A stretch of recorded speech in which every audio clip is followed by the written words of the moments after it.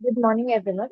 My name is Sanvita and I'm from civil engineering. So today I'm going to explain why older generation has to adapt to understanding tech, changing morals and expectations.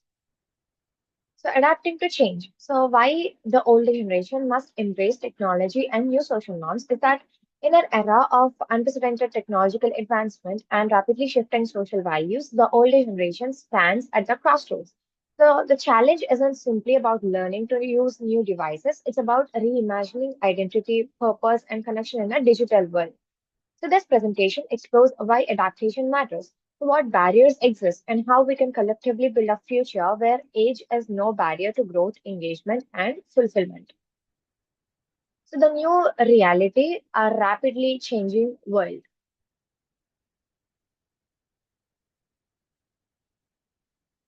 So the new reality of our rapidly changing world is that the pace of change in the 21st century is unlike anything humanity has experienced before.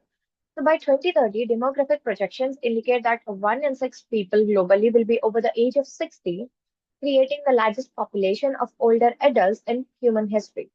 At the same time, technology has become the infrastructure of modern life, shaping how we work, communicate, access healthcare, manage finances, and maintain social connections. So this convergence presents both challenges and opportunities. So social values and expectations around work-life balance, communication styles, diversity and inclusion, and ethical behavior are evolving in an accelerating rate. So what was considered standard professional conduct or social ethic even a decade ago may now be viewed differently. So for adults, this rapid transformation can feel overwhelming or even alternating, yet it also opens unprecedented opportunities to thrive, contribute, and remain actively engaged in society. So, the digital revolution has democratized access to information, learning, creative expression, and global connection. So, in ways that can particularly benefit those with accumulated wisdom and life experience. So the question is no longer whether older adults should adapt to these changes, but rather how we can support meaningful adaptation that honors individual values while embracing new possibilities. So breaking stereotypes, older adults and technology. So coming to real success stories. So there's the Karen Felshman, a 50-year-old CEO in Silicon Valley. So he exemplifies the potential for older adults to master cutting edge technology despite having no formal tech background. She has successfully learned to use AI powered video creation tools, demonstrating that age is no barrier to digital competency when motivation and support are present. And coming to evidence-based insights, so research by Zhang at 2023 reveals that older adults' technology adoption is not predominated by age, but depends heavily on personal traits, social support systems, and the usability design of the technology itself. So this finding challenges the pervasive ageist conception that older people are inherently bad with tech. So, coming to dismantling harmful myths, the stereotype that older adults cannot or will not learn technology is not only outdated, it's actively harmful. So, such assumptions create self fulfilling possibilities, discourage companies from designing accessible products, and rob society of the contribution older adults can make when properly supported. So the reality is far more nuanced and hopeful than stereotypes suggest. So when older adults are given appropriate tools, training, and encouragement, they demonstrate remarkable adaptability. So the barrier isn't cognitive ability, it's often the design of technology itself.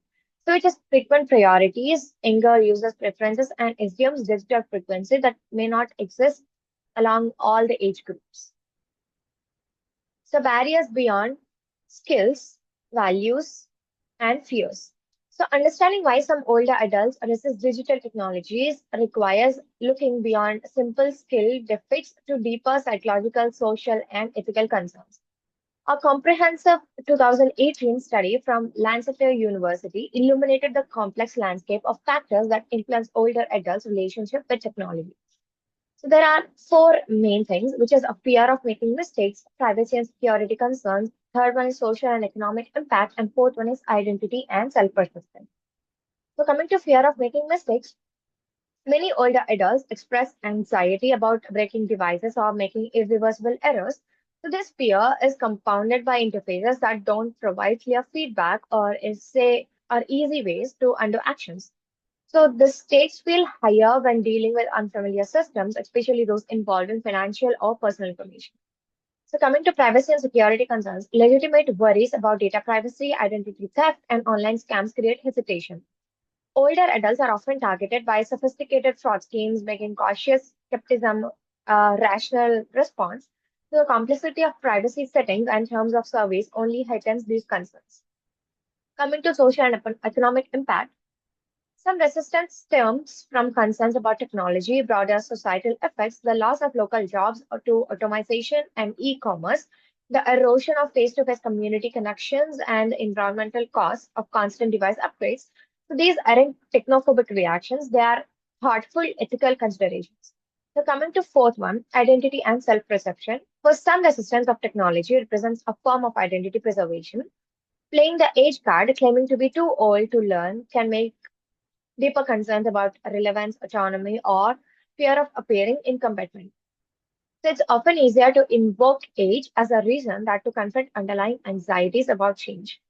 So recognizing these barriers as valid concerns rather than mere resistance is the first step toward meaningful solutions. Addressing technology adoption requires empathy, patience, and systemic changes that honor adults' values while expanding their digital capabilities. So, coming to the role of family and social context, the power of belief plays a major role. So, research by Van Belin in 2025 identified a fascinating phenomenon. So, the Pygmalion effect in technology adoption. So, when family members genuinely believe in an older adult's capacity to learn and use technology, that individual's actual usage and competence increase significantly. Conversely, low expectations become self-fulfilling prosperities. So this finding has profound implications. It suggests that family attitudes and support systems may be as important as the technology itself in determining successful adoption. So coming to creative supportive environments, positive encouragement, patience during the learning process, and shared learning experiences dramatically boost older adults' confidence with technology. So when learning is framed as a collaborative family activity rather than a remedial lesson, resistance decreases and engagement increases. So social norms and expectations within communities also heavily influence willingness to adapt. So in environments where technology used by older adults is normalized and celebrated, adoption rates are significantly higher. So conversely, in contexts where digital engagement by seniors is viewed as unusual and unnecessary, uptake remains low regardless of individual capability. So the lesson is clear. Technology adoption by older adults is fundamentally a social, not merely an individual skill building challenge. So, families and communities play crucial gatekeeping roles, either facilitating or hindering digital inclusion through their attitudes, support structures, and expectations. So, coming to changing morals and expectations. So, technology adoption is the only one dimension of the border change challenge facing older generations. So, equally significant are the rapidly evolving social norms, moral frameworks, and behavioral expectations that characterize contemporary life. So these shifts touch virtually every domain of human interaction and require ongoing reflection and adjustment. Coming to workplace evolution, expectations around work-life balance heavy shifted dramatically. The always-on mentality is being questioned. Remote work has normalized, and younger generations prioritize flexibility and purpose over traditional career trajectories. Older workers navigate these changes must reconcile their own work ethics with evolving professional norms. The diversity and inclusion, social awareness around gender, race, sexuality, disability, and other dimensions of identity has expanded considerably. Language representation and interpretal considered standards have evolved. What was once considered acceptable but now be recognized as harmful, requiring ongoing learning and adjustment. Digital citizenship. So, new forms of ethics govern online interaction, how to communicate respectfully along digital platforms, navigate social media boundaries, recognize misinformation, and protect both personal and other privacy. So, these norms continue to evolve as technology advances. So, adapting to changing social norms means more than updating vocabulary. It requires rethinking identity, values, and what it means to be a contributing member of society in a digital interconnected world. So this ongoing process of reflection and adjustment is not a concession to youth culture, but rather than a continuation of the lifelong learning that defines human growth. So coming to design for inclusion, take what works for other adults. So it's basically while older adults certainly have responsibility to engage with new technologies, technology companies and designers bear equal responsibility to create products that are genuinely accessible and usable across the age spectrum. So too often digital tools are designed for by young users, leaving older adults struggling with interfaces that don't match their needs, preferences, or capabilities. So we have to prioritize personal support. So coming to research by Hesse at 2025 found that older users strongly prefer personal human support over impersonal helplines or automated systems while learning technology. So face-to-face instruction, patient mentoring, and accessible human assistance dramatically improve adoption and self-certification. So coming to co-design with older adults, involving older adults directly in the designing process as collaborators and testers, not just subjects, results in products that better meet their actual needs. Co-design respects their expertise in their own experience and lead to more inclusive and intuitive solutions. So coming to apply universal design principles, so feature that benefit older adults, larger text, clear navigation, simplified interfaces, obvious affordances, often improve usability for everyone. So universal design principles create technology that works across abilities, ages, and contexts without stigmatizing any group. So bridge the digital divide. So human-centered design that genuinely considers older adults needs can bridge the digital divide, empowering autonomy and enabling older adults to act actively and independently. Accessible design isn't charity, it's good business and ethical responsibility. So the technology industry must move beyond token accessibility features toward fundamental reimagining of how digital tools can serve users across the lifespan.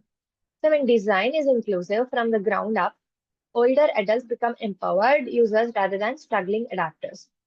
So coming to real world impact from isolation to empowerment, so the benefits of successful technology adoption extend far beyond the ability to send emails or browse websites. For older adults, digital connectivity can fundamentally transform quality of life, independence, health outcomes, and social engagement.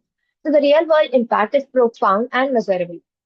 So smartphones and tablets enable older adults to stay connected with family and friends regardless of physical distance.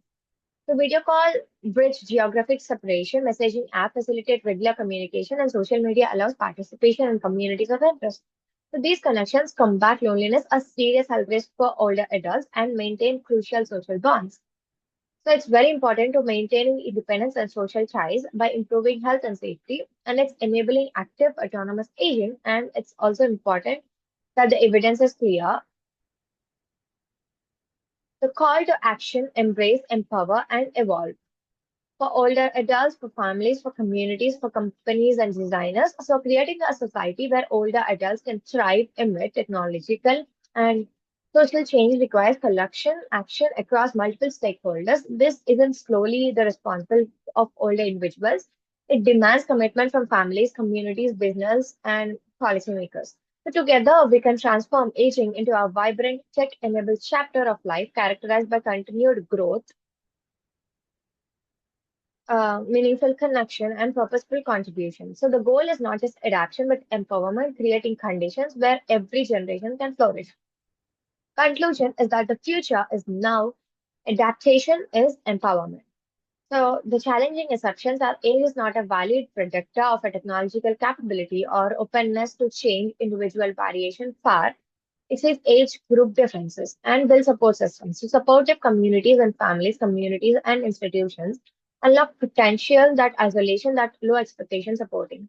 And embracing lifelong growth. So learning, adapting, and evolving don't stop at any arbitrary age. The capacity for growth is fundamentally human and endures across the lifespan. Thank you.